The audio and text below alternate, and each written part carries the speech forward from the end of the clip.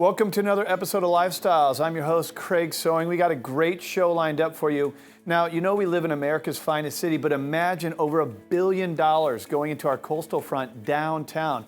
We're going to be exploring that today, and our co-host, Jen Morris, is going to go out to some of the micro markets here in San Diego, exploring the social scene and the real estate. Let's go ahead and get the show started. Here comes Lifestyles right now.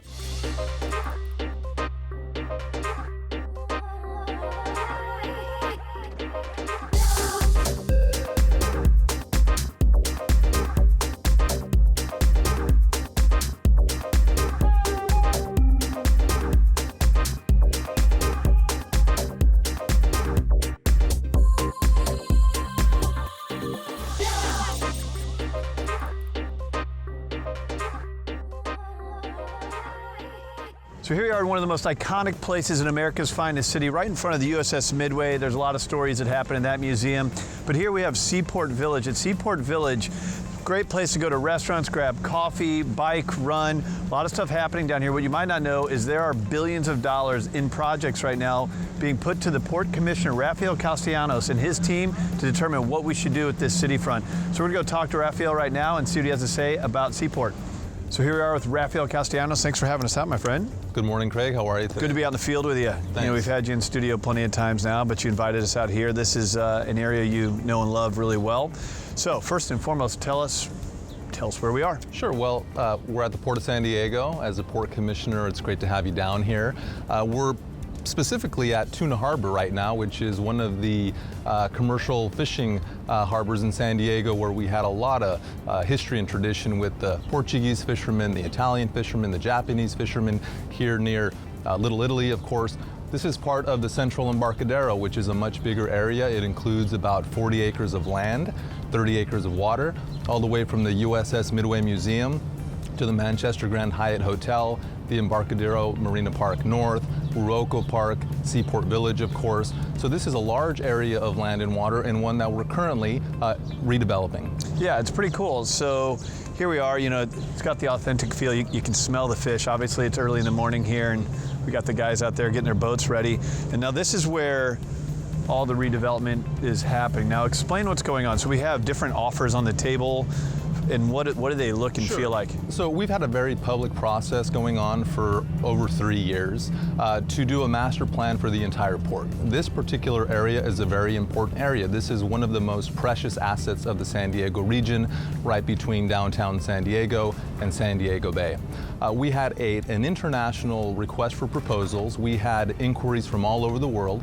Eventually, 6 proposals that are all wonderful proposals, and we are currently in exclusive discussions with one of those project proponents. So they're proposing over $1 billion of development for this area. Lots of public space. What's $1 billion get you? $1 billion gets you some public beaches. 70% of the project would be public space for the people to enjoy, the public to enjoy without needing to have any money in their pocket. Free things to do. That's awesome. That's always great.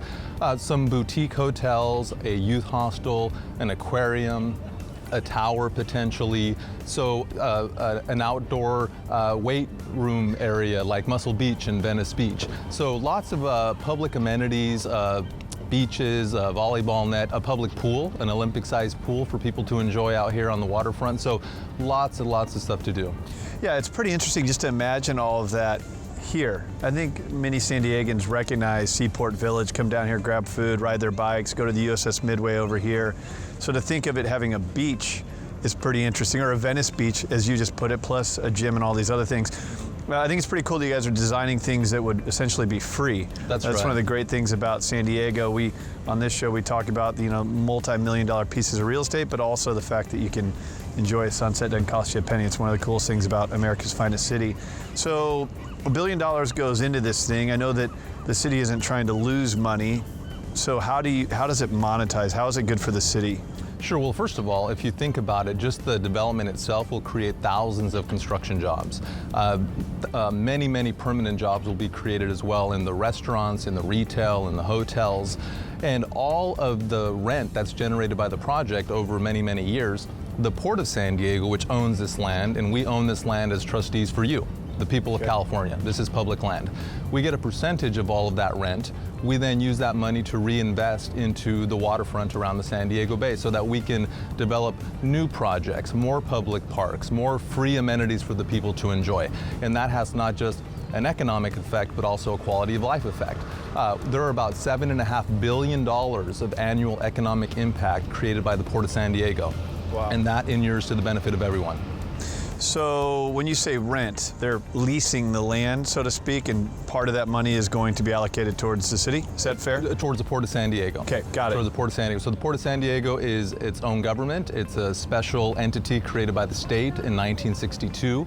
We own about 6,000 acres of land around the San Diego Bay. About 30 miles of the coastline around the bay is controlled and managed by the Port of San Diego. We have commissioners from all of the 5 member cities around the bay. I'm one of the San Diego commissioners. So we're the ones who are stewards of that land. We are obviously very interested in having clean water, having clean air, lots of public parks, and lots of economic development. We have shipyards, we have marinas, we have commercial fishing harbors, we have sports fishing fleets. The biggest sports fishing fleet in the world is here at America's Cup Harbor in Shelter Island. That's all fascinating. I didn't know it was so self-contained. So you said that there's 6 offers on the table. There's one that I think you guys are going deeper on. Let's speak hypothetically.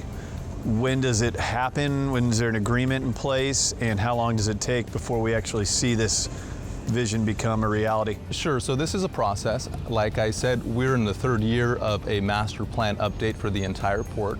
As part of that process, we developed a number of guiding principles and values for the development of the bay. We want to honor the water. We want a comprehensive open space plan. We want to make sure that economic development is something that we highly prioritize. So as part of this proposal, these proposals, we will take into account all of those guiding principles and values. We will encourage much more public input. We want the public to come and tell us what they want to see. None of this is static. We will modify, we will tweak, we will make sure that this is an area that is a destination for tourists and residents alike, that it is a wonderful destination. It will have to go through an approval process that will take some time, environmental review, and final agreements, and then construction. So we're looking at, a few years out. Of course, everything takes some time, but we are on our way. Best guess? I would say that we could probably start to construct in 2018, 2019, the first phase of the development, and then it would take a couple of years after that to get the first phases going. Fascinating. Well, you've already listed off some really cool stuff. If people want to be engaged in the process, offer some opinions, you mentioned that it's not a static process, so how do we get people at home to be involved and have their fingerprints all over the growth of this one? Sure, go to the Port of San Diego's website, portofsandiego.org. You will see all of the information about the development, about the Port Master Plan update process. When we're having our public workshops and our public meetings, please come down to the Port Administration Building when we have those meetings and workshops and give us your thoughts. Very public process. We need the public to weigh in if we're going to have a world-class development. Raphael, thanks for having us down here Thank you so much, Greg. this really morning. Appreciate it. Let's go grab our cup of coffee now and take it back to the show. So just when you didn't think that America's finest city couldn't get any cooler, you're going to get $1 billion put into our city front. Pretty awesome. If you want to engage in this process, if you want to have your fingerprints all over the growth of America's finest city, visit these guys online. Visit Raphael online, the Port Commissioner, and just offer your opinion. We can shape the way the city's going to look, and I encourage you to do it. Now let's go look at some different markets here in San Diego.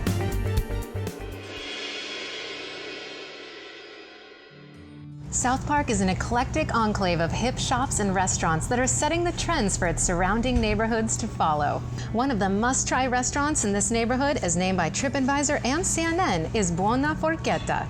I'm Jen Morris for Lifestyle San Diego. We're taking you inside of this incredible restaurant to speak with real estate experts Mike and Jessica Wolf.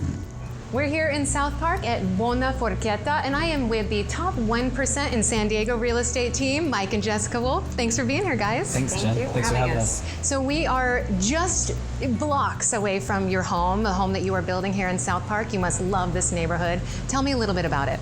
Well, right now we're sitting in our favorite restaurant in all of San Diego, but it just so happens to be in our community called South Park. We are building a house here. We've lived here for over a decade, and we're proud to call this community home.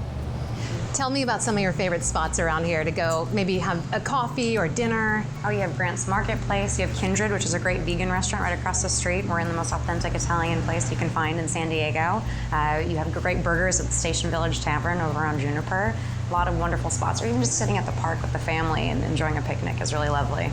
I read that this restaurant is on TripAdvisor and CNN as a must-try pizzeria. It's Zagat rated. It's been on San Diego Reader, Eater magazine. It's been documented and well awarded several times over. And you helped me with the pronunciation, buona forchetta. What does that mean? Buona forchetta means good fork in Italian. So South Park is up and coming. Tell me about how much it's changed in the past decade or so and all of the exciting new things that are happening in the area. So South Park, when we've been here for just over a decade, to see the change that's happened in the last 10 years is mind-blowing. In the last couple of years, namely because of these award-winning restaurants, it's really brought people who don't know the community into South Park and like, oh my goodness, how cool is this? So these restaurants have really ramped it up. And to say it's up and coming, I think it's already there. There's a couple areas around us that are up and coming, but it's kind of the secret, no longer a secret. Now that's why that we're here today, because it's blown up so crazy in the last couple of years. You're a mom, you both have a child together. Tell me a little bit about the family events that are happening here in South Park. There's some wonderful activities. They do a walkabout every quarter that's really fun for the whole family. The streets liven up, the businesses open up, they have live music, they have events for kids in terms of like little arts and crafts and things like that, which is really wonderful. They have they have also a old house fair, and they have something that's coming up on the 17th of September. It's called the Taste of South Park. So Buona Forchetta, along with like 20 other restaurants, are going to be venued throughout all of South Park. One ticket, get to be able to taste a little bit of each restaurant, a little bit what they have to offer, which is totally cool. And that's coming up on the 17th, which is, I believe, is a Saturday. But I mentioned the Old House Fair. One time a year, they have this whole street is blocked off with vendors, but they also open up some of the homes that are able for the visitors to come and see, to check out the character, the rich history, because we have so many of these homes that are between 80 and 100 years old that are the quintessential definition of what it means to be a craftsman home or a Spanish home or a prairie home, and it's just very, very cool. So you can get in and see what it looks like or how things were built like 100 years ago. What do you see? You're talking about the homes here. What do you see happening with the homes? Are there a lot of renovations, remodeling, tear downs? And tell me a little bit about the housing prices in this community. Yeah, so the majority of people that live in South Park are, what I would say they're coming into South Park are going to be your professional and younger family type of buyers. They're coming into homes that are needing to be renovated, or they're already have been renovated. A lot of times we'll see properties where you've had a owner that's lived in there their entire life, and then there's just a natural turnover. And we're seeing that turnover within a lot of homes and the community in general, and that's why it's gotten the popularity it has. Most homes in this community are between, say, 16 and 2,200 square feet, 3 and 4 bedroom homes. Your average 3-bedroom, 2-bath, 1,600 square foot home is probably between $750 to $850. Your entry-level home in South Park is about $600,000, and you can get prices up to 1.5. Generally speaking, relative through the metro area, which is the area that we do serve, that's pretty affordable, and that's for relatively speaking. But it's a great opportunity for families that are wanting to be central, wanting to be close, want to really live in a community where they know their neighbors and their neighbors know them, and they really love living where they do. And this is a perfect example of that. It seems like a lot of the homes are being restored to their original charm in the area, and that people that live here seem really devoted to that cause. It's absolutely true. Bringing the rich character back and just livening up is wonderful, but they're also adding energy improvements to the home, which is great, to make more modern amenities. So keeping the rich character there, but then also making the homes more efficient in terms of upgrading the systems and all that, which is wonderful. And we should mention, for the young families coming into the area, there is an award-winning charter school just down the road as well. Yeah, I can throw a baseball to it. It's so close. It's called Albert Einstein Academy. We hope that our child can get into it. Let's hope. And that along with a couple others, McKinley, St. Augustine, the schools in the area are quality schools. They're great. They're great for families, and they also fit into what it means to be in the South Park community.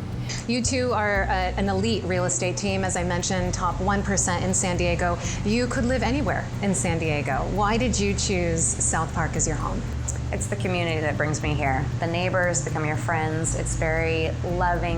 Everyone watches out for one another. Get together for barbecues and picnics, and just the walkable, wonderful community that it is, that you can enjoy not only the outdoor, amenities that we have, the restaurants, the shops. It's very enriching and wonderful quality of life, which makes it I great. completely agree with what Jessica said, and I would also say it's the centrality of South Park. Within literally a minute or two's time, we can get on any of the 5 major freeways that'll serve all of San Diego. For being in business and the business that we're in, it's super convenient. We're a $6 Uber ride to right downtown, $8 Uber ride to the airport. It's super convenient, and it's been awesome. But in the last 2 or 3 years, because of the restaurant like this, because of the bar scene, which is amazing in South Park and North Park, there's more awards in this on 30th Street corridor than I think all of Germany for the breweries. My favorite is like Modern Times and Mike Hess, but they can go toe to toe with countries in this small little node of San Diego. So like the brewery scene, the restaurant scene has really put this area on the map. And we've been lucky and fortunate to be able to watch the whole thing grow throughout.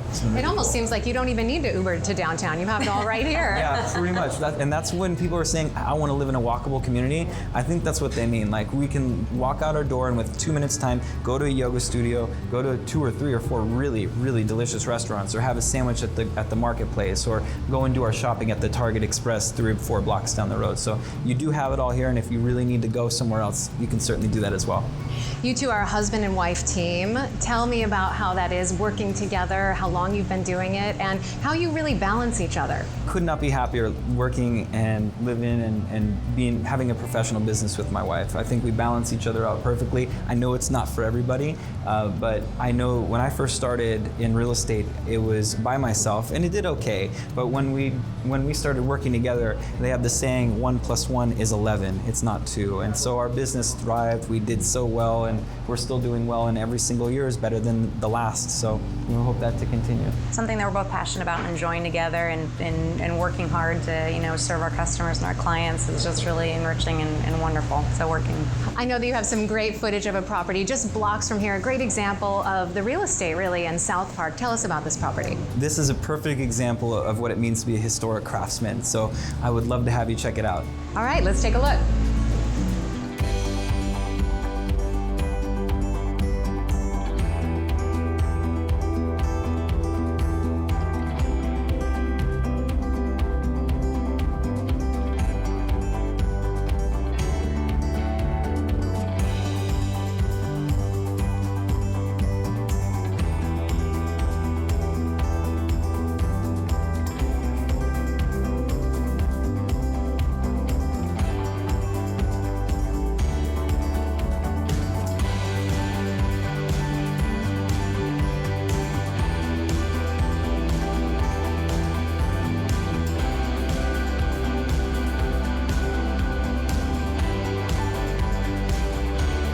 Thank you both so much for being here with us today. Thanks for having us. You just heard from real estate elite out of this marketplace, Mike and Jessica Wolf. I'm Jen Morris.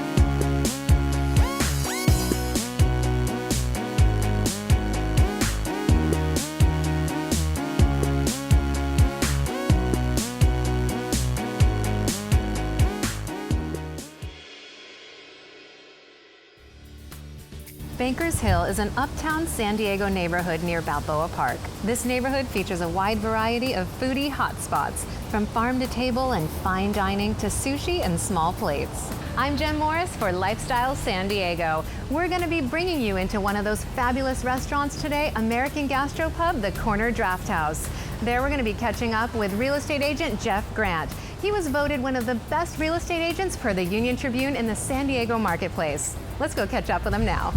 Here we are at the Corner Draft House in Bankers Hill, and I am joined by top real estate agent, actually one of San Diego's best real estate agents per the Union Tribune, Jeff Grant. Jeff, thanks for having us here. You're welcome.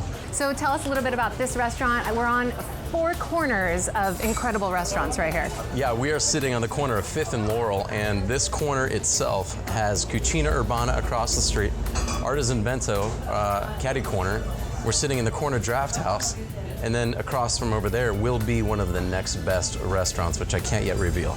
Now this restaurant in particular has 70 brews on tap, many of which are local San Diego brews. Is this a great example of the kinds of restaurants that are popping up in this community? Yeah, that's exactly what's happening. Is Bankers Hill is now being identified as somebody that's leading the community with the restaurants. The two gentlemen that started this place, from my understanding, are very experienced, very successful. They came in with great beer and great pokey. Great pokey, I love that. Is that one of your favorites? Oh, okay, we'll have to have that later. Around these restaurants are so many buildings with condos just everywhere. Tell us about what's happening in the real estate market right here. Yeah, so that's the most fascinating part of Bankers Hill. It's condo heavy, we'll call them attached. Right now, the average value of what has sold thus far is in the high 600,000s this year. If you look at what's active, in other words, available for sale, the average goes above $1.5 million. That's literally 150% plus higher than what has sold. That tells us that there are some premium condos going in. There are ones called 41 West, one's called Park, one's called View, just name a few. Price per square foot range from $400 a foot all the way up to $1,300 a foot. One of them even offers a 4,900 square foot penthouse. These complexes and communities are really now competing with downtown. They're bringing people that want to get away from a little bit of that hustle and bustle. They want to be closer to Balboa Park and nature, and a little bit easier freeway access, and those are the ones that are buying. So is this a good area to invest in? I believe it is. That said, the secret is out. I think the area to invest in within this area is detached homes, is rather detached houses, because this year so far there's been 78 sales in Bankers Hill. Only 8 of those are homes. Wow. So no inventory? So there's enough inventory. We technically have a healthy market with 97% list to sales price ratios and 51 days on the market. But as far as detached houses go, there's just not that many of them. And do values hold in this area and typically increase? Yeah, they do. So I've learned that usually restaurants lead the chase, then the condos, and then everything else gentrifies. As you know, we abut Hillcrest, Balboa Park, downtown, and Little Italy. Those are all very, very desirable areas, and for that reason, I think that the values will be sustained and protected. I mean, we are so close to Balboa Park that I can see one of the buildings. Isn't that cool? And I'll tell you, Faulkner and all the other big hitters in town, they're talking about really doing some fantastic things at Balboa Park. It's only going to get better. Tell us, besides the restaurants, what's happening in the community here in Bankers Hill? Well, they're trying to attract more public attention to the park. The restaurants are obviously what a lot of people do talk about, but it's that park over there. I mean, there's everything from Frisbee golf to the zoo, obviously multiple museums, to that's where the rock and roll marathon starts. That is what they're trying to even, I don't know if you heard about this, but create a gondola ride from Balboa Park to downtown. That would be incredible. How cool would that be? So there's a lot of ideas, but I think fundamentally they're trying to get people to understand that, like our Central Park, Balboa has a ton to offer. There's the Prado restaurant in there, which is very nice, but even cooler, I like one called Panama 66. You walk up, you order craft beer, you order food, then you go sit in the grass, and it's super chill. They don't even advertise, I don't think. And it's just a great little community here in Bankers Hill that a lot of people, frankly, aren't aware of. So it's not just for young 20-somethings or empty nesters. Families have a lot to do in this community as well. Yeah, great question. I would say well-to-do families, because the prices of homes that offer 3 bedrooms plus tend to be a little bit higher. But yeah, families in the park especially. There's really no better place than San Diego unless you're going to live on the beach. Absolutely. I mean, you have the zoo right here. You have the SeaWorld right up the street, Yeah. and the location is phenomenal here. So I know that you're a humble guy. You don't want to brag about this. You keep it on the down low, but I have to bring it up. You're super involved in the community. You give a lot of your time. I know you also donate money for different causes. Tell us a little bit about some of that involvement. Yeah, so my business partner Abe and I decide to really help local charities through the Century Club, which is the Farmers Insurance Golf Tournament. That's the host organization. We give, we're a very small part of what gives almost $4 million a year. Also through a group called the San Diego Nice Guys. We have a motto that is a hand up, not a hand out. The idea is that for someone who might need some help, but is not on a government subsidy of any kind, isn't getting money from anyone else, just kind of had a bad stroke of luck, we're there to help. Every single dollar raised goes to the cause. The reason I really am committed to both of those groups is for that reason, that they really do believe in helping people, making San Diego community a better place. In both of them, they share the common denominator that it must be San Diego based. So the money's not leaving the city. The money's not leaving the city. And we'll be sure to put that on our website so that people can get a little bit more involved and donate if they could. Great, that would be awesome. Now you have a property, a listing that's blocks from here, from this restaurant. Tell us about this house. Yeah, this is the house. This is the one when people call me and say, hey Jeff, give me a good investment. I say, all right, it's 2725 Barneston. It's in Bankers Hill. There's this, I'll call it a finger of a neighborhood because it's one little road that goes down and there is just palatial estates. And this particular home offers the fundamentals: 4 bedrooms up top, 3 bathrooms, 2-car garage parking. It's almost 14,000 square foot in size, parcel size, but it has 2 cabins below. Wow. How cool is that? That's incredible. So you got the house, hypothetically, you have a tenant, one, maybe offsetting your mortgage or your teenage kid you don't like. And then the other one is just a vacation, a room of some kind. One that has a kitchenette. So all in all, it's really a 6-bedroom home with, 5 bathrooms. It's a beautiful home. My clients purchased it only a few years back, but spent a lot of money, a lot of time, and a lot of care, keeping the original integrity of the 1932 build, but not compromising the quality of the upgrades. So it was, it's a fun listing, and I'm expecting it to go quick. Well, I'm not surprised. You're one of the best agents in San Diego. Thank you so much for having us here. Yeah, thank you so much for having me. You just heard from Jeff Grant about the restaurants, real estate, and social scene in this Bankers Hill community. You also got a glimpse into one of his fabulous listings. Thanks so much for watching.